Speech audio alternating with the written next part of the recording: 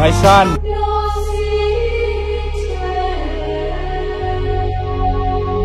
Alam nyo bang malaking kasalanan yung ginawa nyo ngayon?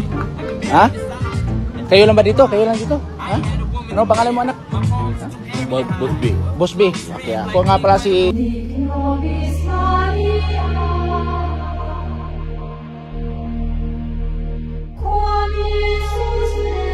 Ikaw, you're a foreigner here? Yes, alright. So, dito ako ngayon kasi babasbasan ko yung mga taong mga malalaking kasalanan dito. Ha? So, I'm gonna bless the people who have sinned here. That's right. So, dito anak, i-pray over ko kayo. Ngayon, kayong lahat dito. Ano pangalan mo? Boss B. Boss B. Ikaw anak? Boss C. Boss C. Okay, ngayon na.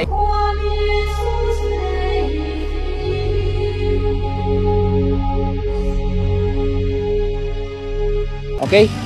Sige. So ngayon mga anak ay i-bless ko kayo, kayong lahat dito. Babasbasan ko kayo.